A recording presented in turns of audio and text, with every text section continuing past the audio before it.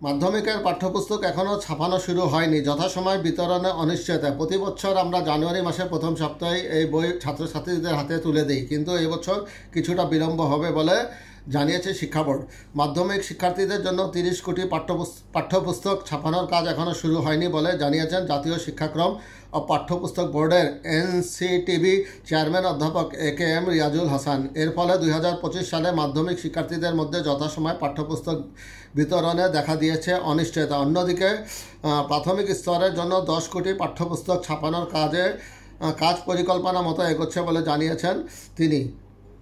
NCTB chairman অধ্যাপক AKM Riazul Hasan বলেন, মাধ্যমিক স্তরে 13 কোটি পাঠ্যপুস্তক ছাপানোর জন্য তহবিল অনুমোদন করা হয়েছে। আশা করছি আগামী সপ্তাহে ছাপানোর কাজ শুরু হবে। ছাপানোর জন্য দ্রুত শেষ করার জন্য আমি প্রিন্টিং প্রেসকে 1 কোটি বই ছাপানোর দায়িত্ব দেওয়া হয়েছে। ডিসেম্বরের শেষ সপ্তাহে অগ্রাধিকার ভিত্তিতে 5টি বই বিতরণের লক্ষ্য রয়েছে, যাতে শিক্ষার্থীরা এই 1 জানুয়ারির মধ্যে বইগুলো পায়। বাকি মাধ্যমিকের সব পাঠ্যপুস্তক জানুয়ারির শেষে বিতরণের চেষ্টা চালানো হবে। তিনি আরও বলেন, 6ষ্ঠ থেকে 10ম শ্রেণীর জন্য 2012 সালের পাঠ্যক্রমের ভিত্তিতে সম্পাদনার কাজও শেষ পর্যায়ে রয়েছে।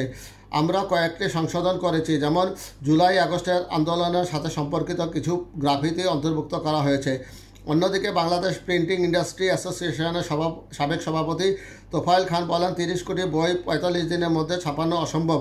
কাজটি সম্পূর্ণ করতে আমাদের আরও 30 থেকে 45 দিন সময় প্রয়োজন। 5টি বই ছাপানোর অগ্রাধিকার দেওয়ার জন্য কিছু কাজের আদেশে পরিবর্তন আনা প্রয়োজন। আমরা এনসিটিভিকে আগে জানিয়েছিলাম, কিন্তু এখনও কোনো ব্যবস্থা নেওয়া হয়নি। পাঠ্যপুস্তকের পাণ্ডুলিপি সম্পূর্ণ প্রস্তুত হয়ে আমাদের কাছে পৌঁছায়নি।